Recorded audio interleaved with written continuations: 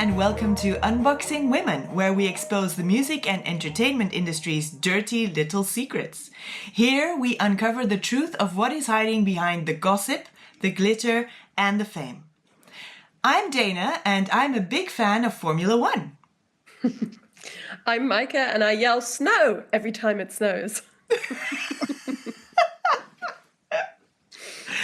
Sorry, for this new season, we decided to give you a different fact about ourselves every week so you can get to know us better. And apparently we are getting to know each other better as well. In this episode, we're about to unbox publishing and royalties with Katja Baumann. Welcome, Katja. Hi. Hi, ladies. How are you doing? Great. Thank you. So, Katja, you've been in publishing for over 20 years now, and you do the accounting at Banshee Works and back catalog, which includes processing publishing royalties and advancing for artists on various labels under the Banshee Works umbrella. Is that correct? Or have I completely fucked up your intro and misunderstood what you do? No, that is correct. Good. If you were to explain publishing in like a nutshell, what would it be? How would you explain it? Well, publishing itself, I would explain as pure the copyright part that an artist receives for his creation. It's compensation for his creativity, which is then collected by copyright societies where you have to be adhered to. If you're not part of it, you won't be getting anything. There are actually three big parts that cover the income stream of artists, of creators, which is the publishing is only one part, it is also the most classical part because publishing copyright has always been around. Later, when the radio started up, there were neighboring rights added to that package. And then since Elvis Presley, artists also get royalty on the sales of their products. It's thanks to Elvis Presley that all composers nowadays also get that, because before that, only the labels had that income stream. Crazy. And why was that? Is it because the labels mostly own the master? Yeah. Indeed. And so even though the master is owned by the label, they still have to give a percentage of sales nowadays to artists. Yes. That is a new law. To writers or performers? That is mainly to the composer, because if you are the creator, the composer, or the producer of a track, then you have it in your hand who is getting it, and then you make the arrangements and you make a contract who has to get what. I see. That's really interesting. Yes, thank you for clearing that up. And I didn't know it was Elvis. Thank you, Elvis. All right, well, I want to dig into what your day-to-day looks like at work. So tell us a little bit about what's going on. Right. I am the number cruncher in our office, which means on a monthly basis, we get royalty statements from various download shops like Apple, like iTunes, and streaming statements from Beatport and from Spotify and so on. And I have then a royalty program, a working one, where I can import the data. And according to contracts, they're being then deployed once a month or quarterly or half yearly, depending on what the agreement with the artist is. That's how I do it. I've been over the years busy with 5 different royalty programs. Currently, I'm working on 2 at the same time because every client has a different perspective and wants different things. Also, because we're not only having your own label, we're not only releasing music on our own labels, we're also digital distribution, which means we have other labels as clients, and they have to be accounted differently than artists, of course. Those are different agreements. All right. Yeah. So you're a label yourself. So you have, we'll dig into the kind of music just in a bit. But so you have artists releasing on your label, then you have other labels with other artists being distributed by you. Okay, so Yes. everything that is distributed by you, with regards to that, so by you or the other labels, all the funds come back to you, and then you have to Yes. redistribute. Ooh, Indeed. okay, that sounds like a big job. And what are we talking about? How many artists do you distribute for in total? Well, our own artists there's about 3,500 statements per 6 months. Oh, statements. Oh And God. yeah, and then you add, let's say, 200 artists per label on the distribution side, approximately. Whoa, that's a lot. It is a lot, but we don't do those artist statements. That's the responsibility of the label itself, because we don't have those contracts. We are, in that case, just a pure distributor. Okay. And we give the artist, the label, their share, and they have to take care of their own artists. That we do Okay, I have see. label. We do have agreements with labels where we also do that service, but it's less and less because it's just too much. Yeah. Okay. All right. Wow. So are you like a large team then that does this? No, Or is it? it's me. That's me. Yeah. Only you. Only I was me. thinking that. I was like, this sounds like something that somebody high up was like, one person can do that. Yeah, of course. Oh, this is interesting because Micah, I think the person high up is Katja herself. Are you not the CEO of Banshee? Well, that's actually my husband. Your husband. Okay. But we have our own Crazy. company, and with this we give this service to everybody. Yeah. So it's your own company. Yeah. Okay. Of course. You So decided to saddle yourself with that. Okay, that's fine. Yeah. I'm doing this exactly. also myself. Well, at least you know what to do every day. Oh my God. Yeah, well, it's not getting boring, especially because most of those statements like YouTube and Spotify, they have a lot of zero lines in there. Yes. That is. Okay. Maybe because we know what that means, but maybe for our listeners, please explain what that means. Zero lines, as you know, on Spotify or on YouTube, you actually don't earn anything until a track is being played at least 1/3 of the length of the total track. And you only earn something in certain circumstances, like if there's a publicity on it or not, if the monetizing is on, if your track is even on there, and if it is allowed to be monetized. So, and the teller only starts the clock once the first third of the track is being played nonstop, and not a minute earlier. Same goes for Spotify. Spotify is even more into detail. There, it also depends on which country the music is played, because there are countries where the income stream to Spotify is lower than in Europe. For example, South America is bringing up way less than European countries. It's also because of the social things that are going on in these countries. There are, I don't want to say it's third world countries, but their income, the people are a little poorer than the Europeans. So also the earn model and the model that Spotify then uses to charge you is different in those countries, of course.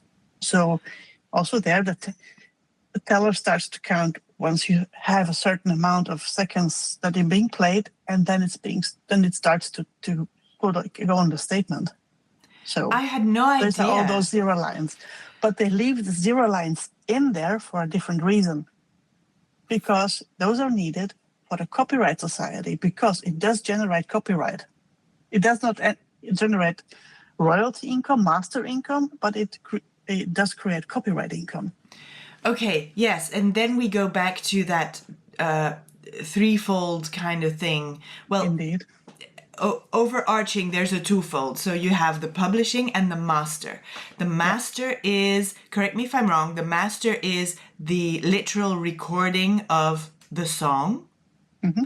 And Indeed. the publishing is all the other things from that song. So the composition, the chords, for example, the lyrics, anything else that Everything. I forget? Everything else. Etc. Okay. Etc.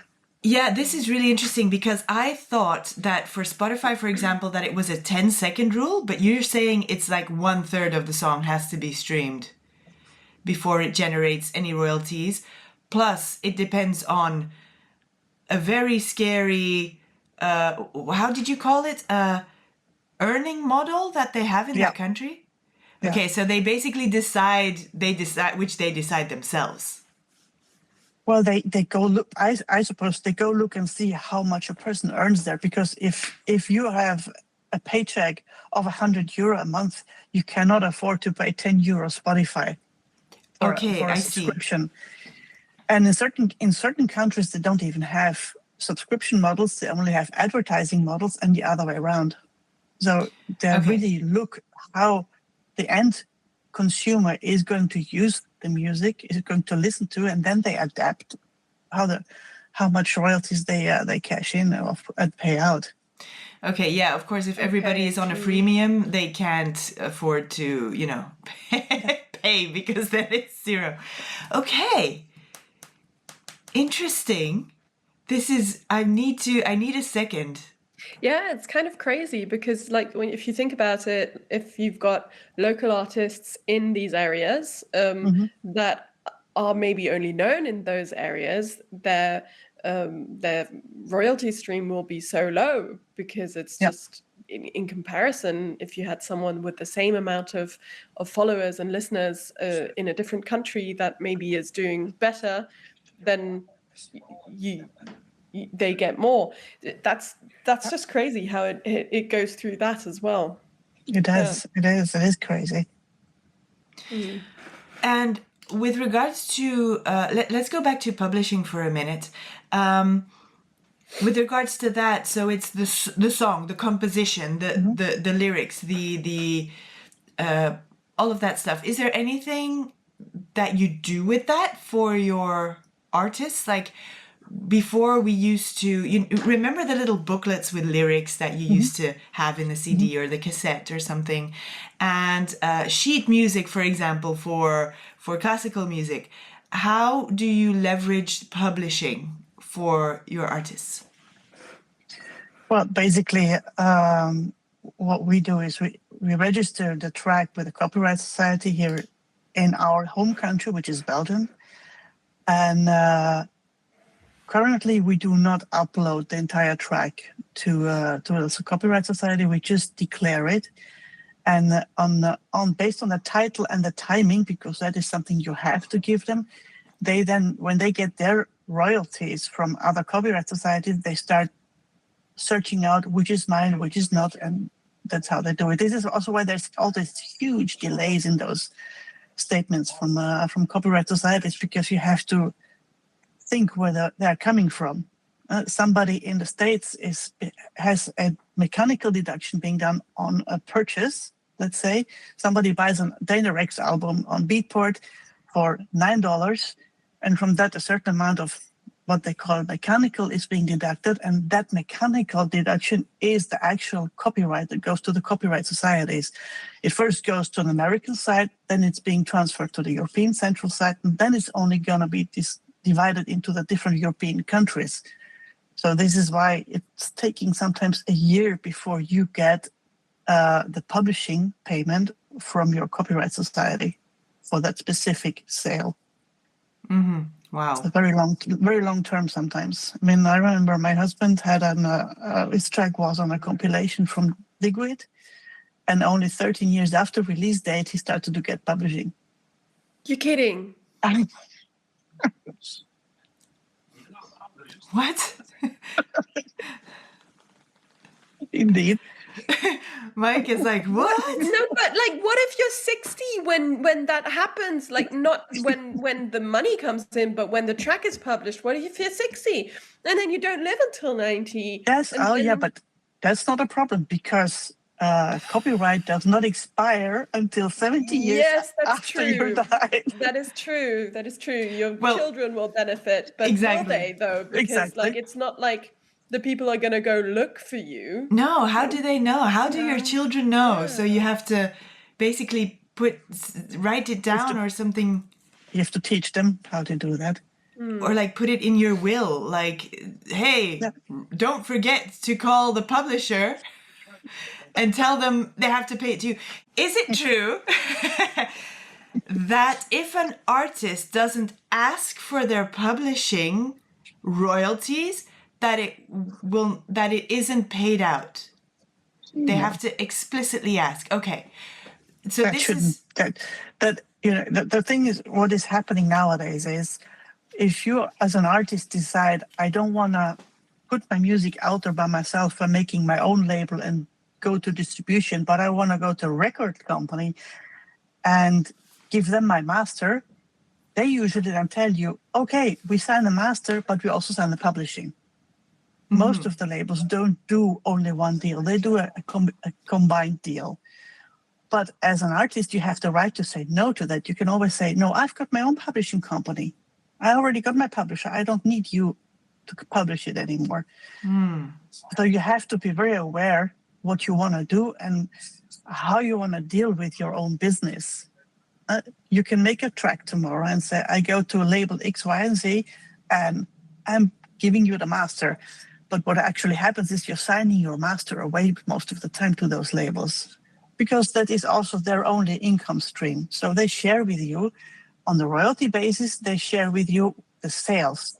And then they tell you, yeah, but we also want to sign publishing, of course, because that is also an income stream that they need. But as an artist, you, as I said, if you have a different publisher, that doesn't matter. You can even do the publishing all by yourself. You don't need a publisher. Yeah, okay, but that's like a full-time job. It is. So if you want to actually write songs, then best have a publisher. Indeed, that is true. This is also why you split your publishing then with a publisher, because the publisher does the work for you, and the only thing you have to do is once a year, twice a year, you send your invoice for the publishing, and that's it. I see. Okay. Yeah. Okay. So that's the perk of having a publisher, is that they will go after all the publishing money around the world from all the PROs. And so you don't have to do the work basically yourself as an artist, because it like I said, it's more than a full-time job. It's But there's one thing that you as an artist have to do yourself, and that is the neighboring right. The neighboring rights is everything related to airplay. So if your track gets played on national radio a lot, then you get paid from that cake as well a little bit. And for that, you have another sort of society, which is called, for example, for artists, you can used to be Eurodex, one of those companies who does that, or nowadays it's Playwright. Yes. You have to be subscribed there, and and there you have to declare your tracks yourself. Nobody's going to do that for you. Yes, I am with Playwright. Yeah. I don't think I have that. I'm with the German GEMA, and I don't know if they cover radio. I always thought they did. Well, you get the royalty, you get mechanicals, no, from radio play, because they do monitor radio play. Sabam also monitors radio play, but there's a different royalty. It's a different royalty. It's not the writer royalty. It's what royalty is it, Katja? What mechanical? Which one did you say? Mechanical, that goes to Sabam or to GEMA. Yeah, but the Playwright one, performance, neighboring performance, neighboring. Okay. Yeah. So you do get something from GEMA for radio play, but you should get. Is it an equal amount from Playwright for the same? Almost, yeah. Yeah, it probably Almost. should be. Yeah. And that's where a lot of artists don't know that. They're like, okay, I'm the writer, so I'll put my name in the PRO, and so everybody knows that I wrote the song. But then you still have master and publishing. So what's that all about? So where, or maybe that's a question for the end. I don't know. Where should people go? Where should artists go to find out about publishing, or at least all their different rights? Is there one? I know there's a lot of sources out there online. Is there one that you say, okay, this is really a good one? Well, I found in the past very good. The websites from the really copyright societies in each country, like the HEMA in Germany or Baumann in Holland or the Sabam here in Belgium, you find a lot of information on there. But Okay. the problem is always, sometimes you get too much information and you get confused again. Yeah. That happens a lot. But actually, I do for certain artists, I do the playwright as well. There is a way around it, so you don't have to do it yourself, and you can give somebody the thing to do it. You can. I log in with a login from the artist, and I Like a register mandate. everything. Yeah. It's a mandate. It does. Some of the societies do it. Like here in Belgium, playwright does it. Okay. Allows it that you have somebody who does it for you, and then at the end, the artist gets the full share, and the artist then we then decide among each other how much I get from that share. It's not that it comes in my pocket first. Okay. It always goes. It always goes to the artist first. Yeah. Okay. That's yeah, pretty because cool. well, if you're doing the admin for it, then of course you have to make an agreement to get a share. Micah, didn't you have another question? Yes, I do actually. I've been waiting. I studied music in Cardiff, and my music business professor, she used to be a publicist or worked in publishing, and she said that back in her day, her publishing company, would take successful songs that they had the rights to, or also sometimes successful songs that they didn't have the rights to, and commissioned people to write songs that were very similar to them, but not similar enough to get a copyright strike. Yeah. Is that still something that people do?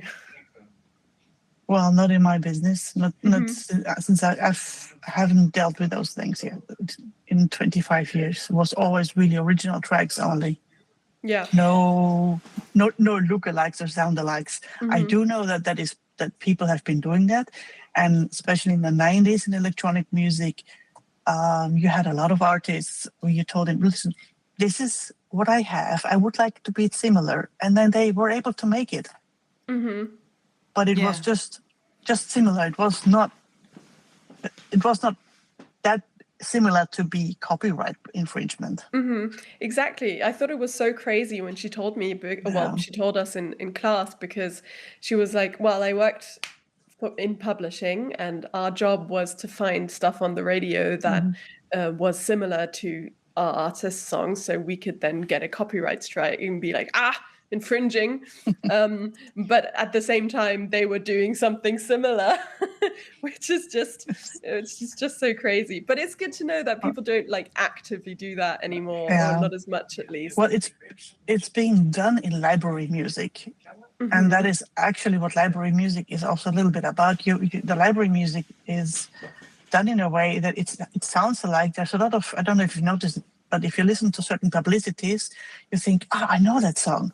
But if you then Shazam it, it doesn't exist, because it only sounds like a song that you know, but it's not the song, because exactly that has been done. What is a library song? Library music is background music that is being used for movies, publicities, etc. Okay. There are specialized companies for that who do only that. And what kind of music are you into? The music we're distributing and releasing is electronic dance music from all genres: house, trance, hard house, hard dance, you name it, all of them. We've got even psytrance labels in our distribution. Even psytrance. They are. Oh my god, they are cool. I see that you like it. I like the harder styles. Yes, like me. Not like me. I don't know. Maybe we can get you into that stuff, Micah. No. Well, I doubt it. Mainly because I have tried. In obviously there's exceptions to everything, but the only stuff I've really kind of found okay was kind of soft techno, like a mix of techno housey, whatever. I don't know. I don't know how to describe it because I don't know the music enough to give it a I love terminology. soft techno. We have to coin that. That's Right, because Look like at a new genre. everything that's like dubstep has all these like high ding ding ding ding, ding, ding, ding, and I'm just like it triggers me so badly. I can't do that, and so anything that has sounds like that in it, it's just not for me. I can't. It's just I'm listening to it and I get anxious. So yeah, I can understand. I can understand. yeah. Yeah. But it's always so interesting because obviously Dana's like in DJing now again and Yeah. in hardcore, which I don't even know what hardcore music is, so I need to have a listen into it. Well, yes, have a listen to my mixes that I'm putting online and you'll know. Yes, I will. So Damon Queen. Damon Queen is back. Demon Queen is back. I wanted to say, Micah, you remember the festival, Legacy Festival, that I used to work on and be stage manager at? Yes. Yes, Yeah. well, that's Katja and Marnik who organized that back in the day. Ah, Yeah. that's so cool. It's really interesting to see kind of the perspective because I haven't talked to a lot of people in publishing. So it's just really interesting to see what you do. Do you have like do you have like branches of things that other people do? Because you do obviously the accounting kind of side of things. But there's also, or maybe you do it all. There's also No. obviously kind of getting people in, and now you've got the artist company and stuff. Do you have like I don't know, are there like overreaching different branches, different departments? Yeah. Yes. There's an A&R department. There's an A&R department. We have label managers. They decide which music they're gonna sign on to the labels. And then we have a technical department, of course, especially in distribution. There you need a technical partner, somebody who can take care of things in the background, because delivering to all those streaming portals and download portals isn't just like something you do out of your head. You have to, because everyone has different requirements of metadata and how things have to be delivered. So you have to have a technical department for that, of course. That is not me. I'm just in between them. But I am customer service. So if there's a problem with a release from a label, I'm getting the angry email, hey, my release isn't online. Why is that? Oh, yeah, sorry, I'm going to check it out. The technical department, I get back to you. Awesome. Okay, so you guys do, well, it's label. It's a whole label. So it's A&R, it's, distribution, it's the royalties and all of that, the advancing. Contracts. It's also me. The bookings then of the artists that you have the booking agency with, who are at your booking agency. And so what else is going on there? Do you do make artwork, for example, for the releases? For our releases from our own labels, of course, we have to do the artwork. Okay. Yeah, they've got somebody who's doing that. But distributed content, they have to do everything themselves. A label that is in distribution, they have to deliver the music, the artwork, the metadata, everything. It's actually an online system that is in place. They upload their stuff, they tag everything, and then they sign it off for review. And then if everything is okay and in the green from the technical side, it's being shipped off to the portals, to DSPs. Do you also still do physical music, so CDs and vinyl? Yeah, with our own catalog, we do that. That's my husband actually doing in Marnik. We've been having quite some success since COVID-19. Suddenly there was this huge demand again in vinyl. It was a big hype.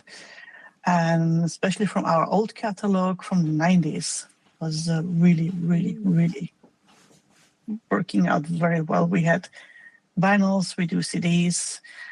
Most of the CDs that came out in the 90s, the artist albums have been re-released in the last 5 years. And remastered or remastered, yeah. of course, yes, because Yeah. it is necessary. I'm playing a lot of the old tracks now, and it's like, this is the sound was really bad. Yeah, well, actually, it's not the sound that was bad. It is the new system is inadequate for that old sound. Yeah. Because you have new stereo systems nowadays. Also, if you go to a festival with your vinyls, you probably have noticed that already. It sounds different than it used to, but it's because the systems there have evolved. Yeah. And your vinyl haven't. It's still the same vinyls you're using, right? Logical, yes. It is the same vinyl. I think I have a couple of yours in my collection, actually. And you also do social media for a couple of artists, though, and you're a photographer too. Social media directly we don't do anymore. Okay. We had to drop that part. That was too much. Yes. But for special artists, I do the photography. Yes, I tag along to his gigs and take pictures, make films. And which artists are we talking about? Come on. Just one. Names. Yves de Ruiter. Yves de Ruiter? Oh, yes. Or in German, it's Yves de Ruiter. Exactly. And not for Frank Verstraeten, you don't do the pictures? No, that he does himself. Because he's got his own company there and he's got his own team. So we just organized that he can take the team along and then wonderful. Frank does himself. Okay, Micah, for your reference, Frank Verstraeten was the owner of the very well-known club in Antwerp called Zillion. There's now also a movie out about Zillion and about all the crazy stuff that went on there, which is quite interesting. Maybe you should give it a watch. Yeah, if it's somehow in English or... I don't know. If it's subtitles, Flemish, I might be able to. Yeah, I might be able to. We've discovered that if she talks Flemish, I can understand her. Yeah. Kind of. Cool. Because Northern German is very close. Yeah. I think you might be able to understand, but I would definitely put on the subtitles anyway. Because there's there's a lot of stuff going on. But I would definitely, and I was in it. For a second, you can see my hair. Oh, was it pink?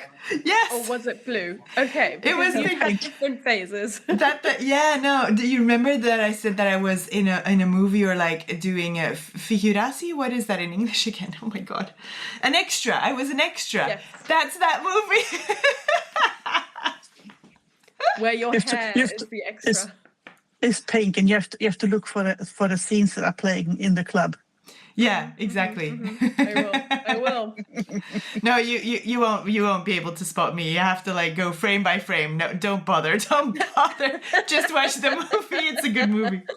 Yeah, it sounds good. Amazing. No, it was really, really nice to kind of chat with you. And yes, I think that's...